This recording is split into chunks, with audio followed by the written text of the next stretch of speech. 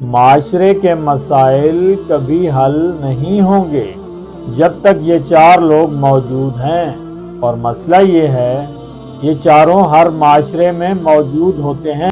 شاید آپ کے ارد گرد بھی پچھلی ویڈیوز میں ہم نے بات کی، معاشرے میں کچھ خاص لوگ ہمیشہ موجود رہتے ہیں۔ کچھ لوگ سچ کو سمجھتے ہیں، کچھ لوگ صرف اپنا فائدہ دیکھتے ہیں۔ مگر اصل سوال یہ ہے، اگر انسان اتنا سمجھدار ہے تو معاشرے کے مسائل حل کیوں نہیں ہوتے؟ آج ہم ان چار کرداروں کو سمجھیں گے۔ انسانی عقل انفرادی طور پر بہترین حل نکال سکتی ہے، اجتماعیت کو بھی سمجھ سکتی ہے کہ مل کر رہنا بہت ضروری ہے، مگر مسئلہ تب پیدا ہوتا ہے جب انسان کو صحیح پیٹرن معلوم نہ ہو، ابتدا و انجام کا مکمل شعور نہ ہو، یقین نہ ہو یا حالات سازگار نہ ہوں۔ ایسی حالت میں اکثر انسان اجتماعیت سے فرار اختیار کرتا ہے اور ہر شخص اپنی مرضی سے راستہ نکالنے لگتا ہے۔ یہی وہ جگہ ہے جہاں سے فرقے اور گروہ پیدا ہونا شروع ہو جاتے ہیں، خواہش اور عقل کا کھیل چل پڑتا ہے۔ پہلا کردار خواہش و عقل والے سب سے پہلے سامنے آتے ہیں۔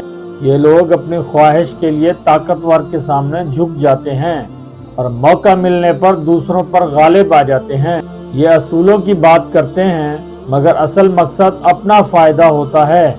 یہ وہ لوگ ہیں جو معاشرے میں طاقت کے کھیل کو سب سے زیادہ سمجھتے اور استعمال کرتے ہیں۔ دوسرا کردار وہ ہے جو دین اور دنیا کو الگ کر دیتا ہے۔ دنیا کے معاملات صرف فائدے کے لیے اور دین صرف عزت و شرافت کے لیے۔ یہ لوگ کچھ اچھے کام بھی کرتے ہیں مگر اکثر صرف اپنی ساکھ بہتر کرنے کے لیے۔ یوں بظاہر بہت شریف لگتے ہیں مگر اصل مسئلہ جوں کا توں رہتا ہے۔ تیسرا کردار جو بہت عام ہے، پک اینڈ چوز والے۔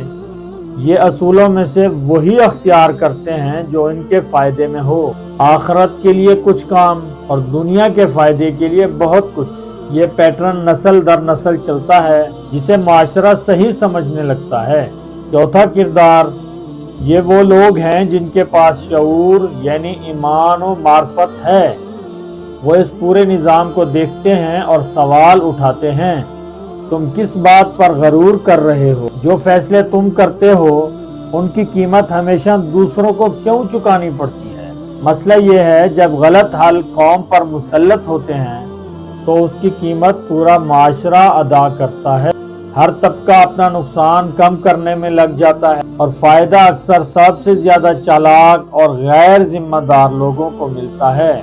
یوں ایک طرف دکھاوے کے عمل چلتے رہتے ہیں اور دوسری طرف سچ بولنے والے اکثر تنہا رہ جاتے ہیں۔